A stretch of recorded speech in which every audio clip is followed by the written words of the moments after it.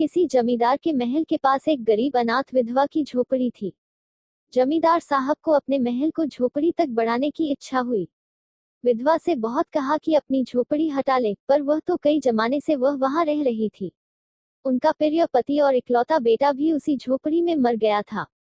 पतोहू भी 5 साल की कन्या को छोड़कर चली गई थी। अब यही इसकी पोती इस वृद्धा काल में यकमरत सहारा थी। जब उसे पुनर्विधि याद आती तो वह फुट फुट कर रोने लगी। और जब से अपने प्रिय पड़ोसी की इच्छा का हल सुना वह मृतप्राय हो गई थी। उस झोपड़ी में उसका मन लग गया था कि बिना मरे वह वहां से निकलना नहीं चाहती थी। श्रीमान अपनी जमींदारी की चाल शुरू कर दी। उन्होंने अदालत से उस झोपड़ी पर अपना अधिकार जमा लिया और विधवा को वहां से निकाल दिया। बेचारी अनाथ तो थी ही, पास पड़ोस में जाकर कहीं रहने लगी। एक दिन श्रीमान उस झोपड़ी के आसपास टहल रहे थे और लोगों को काम बतला रहे थे कि वह विधवा वहां टोकरी लेकर पहुंची।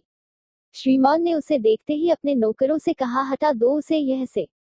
पर वह गिड़गिड़ा कर बोली, महाराज अब तो यह झोपड़ी तुम्हारी हो गई है, मैं उसे लेने नहीं आई हूँ।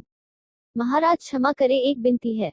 जमींदार के सिर हिलाने पर उसने कहा, जब से यह झोपड़ी छूटी है तब से मेरी पोती ने भी खाना पीना छोड़ दिया है।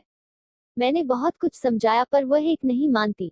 यही कहा करती है कि अपने घर चल, वही रोटी खाऊंगी। अब मैंने सोचा है कि उस झोपड़ी में से एक टोकरी भर मिट्टी लेकर ही उसी का चूल्हा बनाकर रोटी पकाकर खाऊंगी। इससे भरोसा है कि वह रोटी खाने लगेगी। महाराज आज्ञा दीजिए तो मैं इस टोकरी में मिट्टी ले जाऊं। श्रीमान ने आज्ञा दे दी।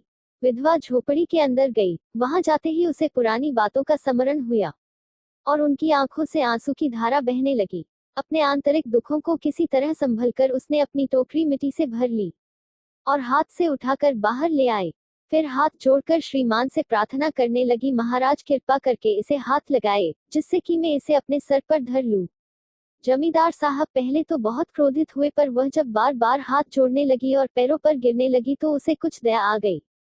किसी नौकर से न कहकर आप स्वयं ही टोकरी उठाने लगे। ज्यों ही टोकरी हो हाथ लगाकर ऊपर उठाने लगे तो यही देखा कि काम उनकी शक्ति के बाहर है।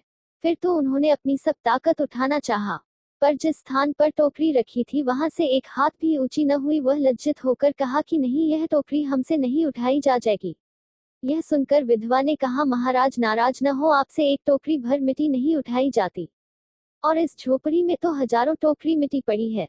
उनका भार आप जन्म भर उठा सकेंगे। आप ही इस बात पर विचार कीजिए।